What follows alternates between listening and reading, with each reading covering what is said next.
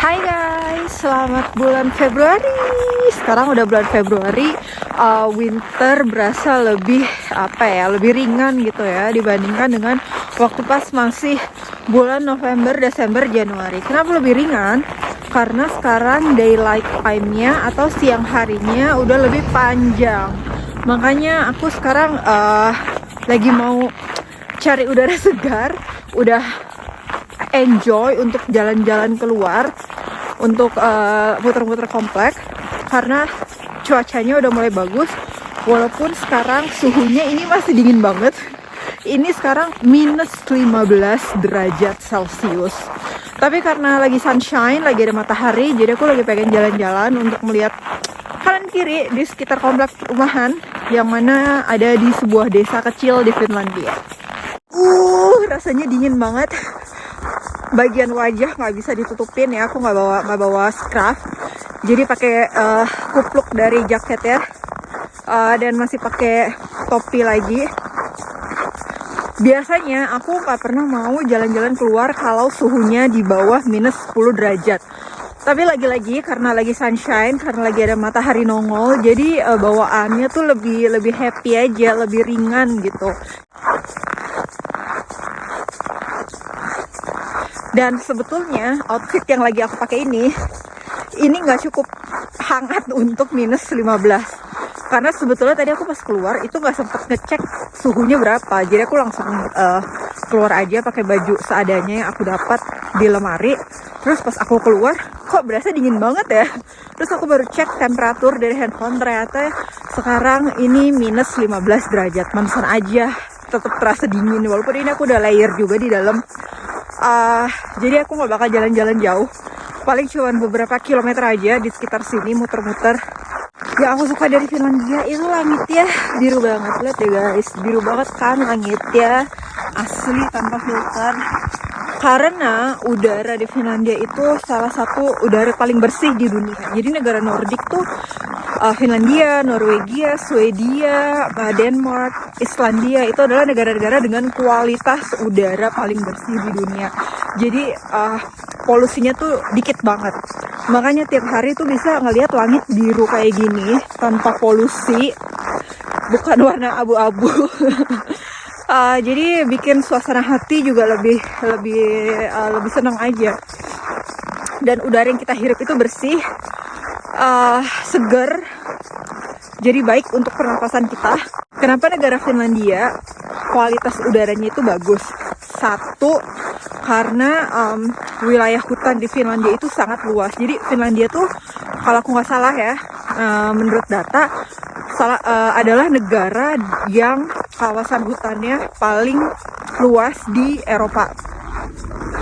Jadi di sini tuh baik banget hutan, bahkan di kota-kota besar aja hutan itu masih bisa gampang ditemui di pusat kota. Terus setiap perumahan tuh juga pasti ada kawasan hutannya. Kayak sekarang nih kalian lihat ya, kanan kiri kawasan hutan, dan hutannya masih terjaga banget, asri yang benar-benar hutan.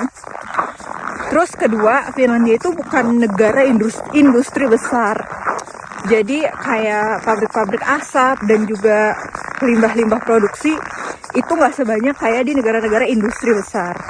Terus lokasi Finlandia jauh dari kota-kota besar industri atau negara-negara industri besar di Eropa kayak misalnya Inggris atau Jerman. Itu kan negara-negara besar ya.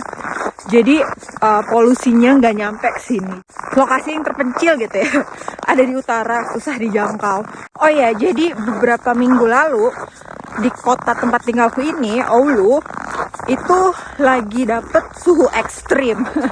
Jadi beberapa minggu yang lalu tuh sekitar 4-5 hari kita kebagian suhu minus 34 derajat Celcius, dan itu udah dingin banget guys. Suhu segitu nggak biasanya ada di kota ini. Itu karena lagi kebetulan aja cuacanya lagi entah gimana ceritanya, lagi kebagian suhu segitu. Biasanya tuh kalau di sini paling dingin biasanya minus 20-an, itu udah dingin banget. Tapi kemarin dapat minus 34 derajat, dan itu adalah suhu paling dingin yang pernah aku rasain di Finlandia. Begitu aku buka pintu rumah, itu rasa dinginnya tuh benar-benar menusuk ke dalam tulang. Pokoknya nyelekit banget, gak enak banget, rasanya dingin banget.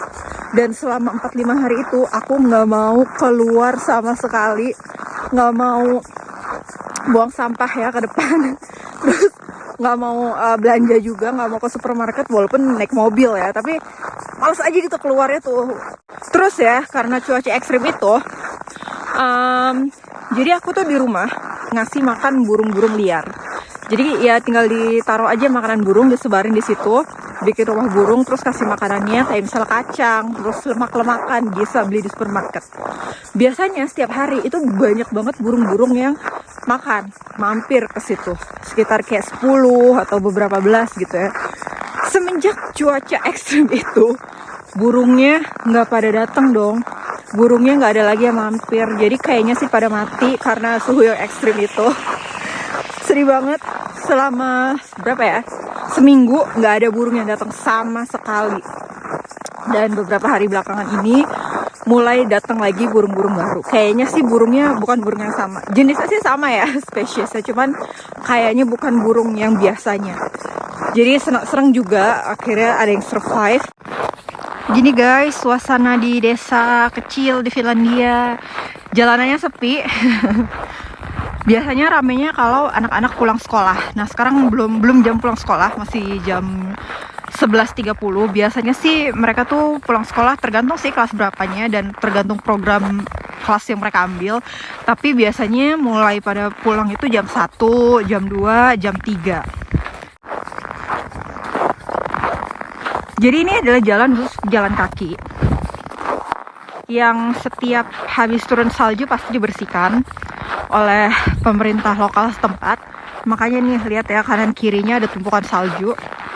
Bersihnya tuh pakai apa ya, kayak traktor untuk pembersih salju gitu. Jadi nggak manual pakai tangan. Biasanya yang bersihin manual pakai tangan itu kalau untuk rumah pribadi, bersihin halamannya. Ini kalau lagi musim panas, hamparan salju itu jadi ladang, biasanya buat ladang gandum atau ladang kentang. Cuman karena lagi ketutup salju gini, jadi kayak lapangan aja ya, hamparan salju.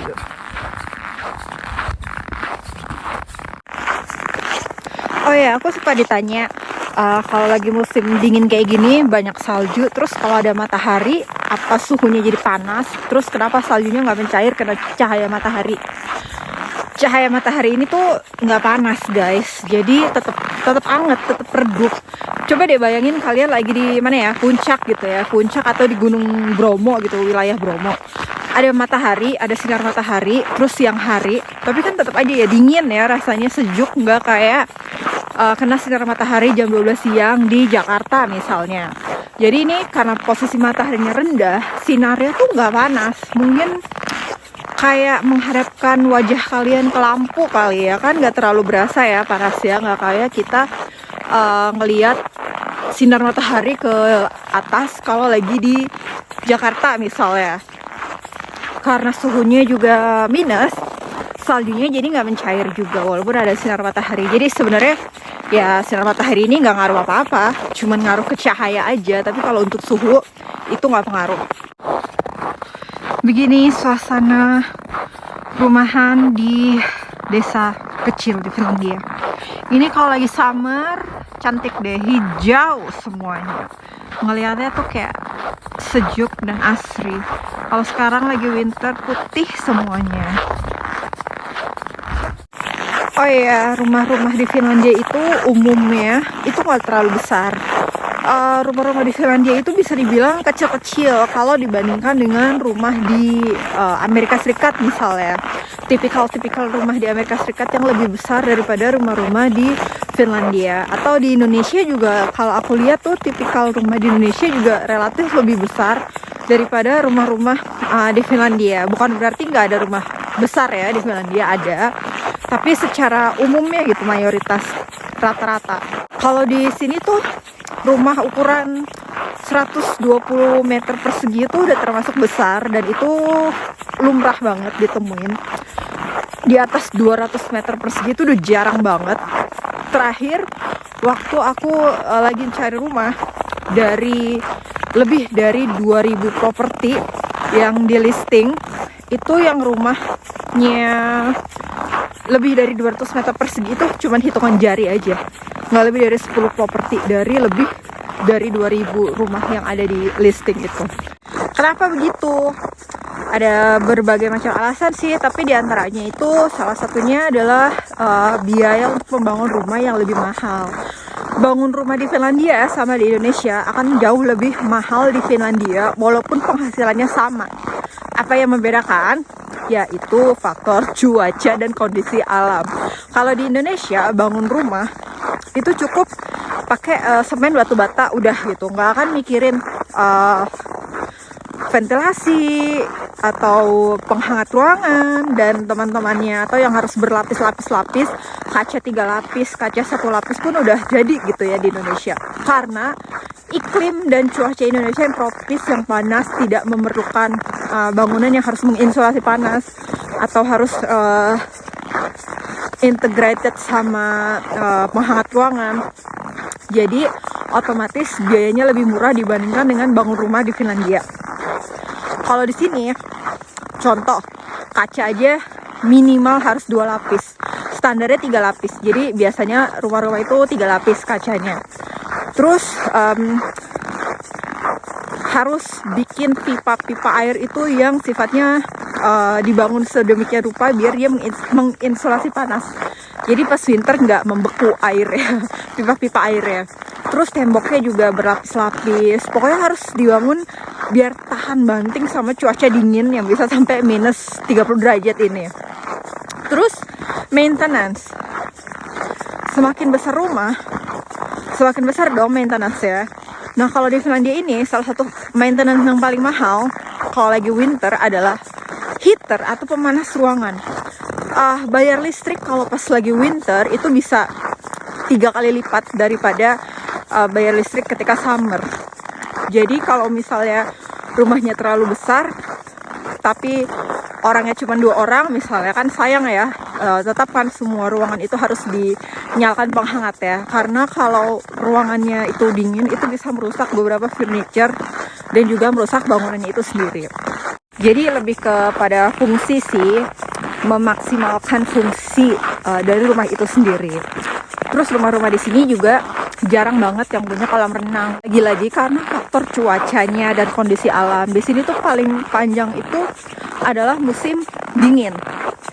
Dan kalau mau pakai kolam renang di musim dingin itu harus pakai penghangat. Kebayang nggak sih habis berapa puluh juta cuman buat menghangatkan kolam renang yang segede itu? Puluhan juta itu nggak dalam sebulan loh, tapi mungkin beberapa hari aja karena saking dinginnya. Jadi biasanya orang-orang sini tuh mereka tuh pakainya kayak bathtub gitu untuk di luar ruangan yang lebih kecil. Jadi kayak cuman buat berendam aja, bukan buat renang. Itu lebih terjangkau harganya, biayanya, dan juga lebih berguna atau berfungsi. Anak sini tuh masih goes guys, walaupun musim salju sedingin apapun tetap aja masih goes ke sekolah dan pulang sekolah. Suhu minus tuh emang dingin sih, tapi aku pribadi lebih nyaman jalan kaki keluar gini saat suhunya minus daripada suhu plus, tapi plusnya 1, 2, 3, 4, 5. Kenapa? Karena itu licin. Saljunya mencair, tapi bukan cair jadi air, melainkan jadi es. Kebayang gak sih licinnya kayak apa di jalan raya? Itu jadi es, dan kadang-kadang itu esnya tuh kamuflase gitu di bawah salju. Esnya ketutupan salju, kita kan nggak ngeh ya, nggak kelihatan. Jadi bisa kepleset kalau nggak hati-hati. Jadi aku kalau jalan di atas es itu harus kayak bener-bener hati-hati banget kayak orang tua jompo, karena aku takut kepleset.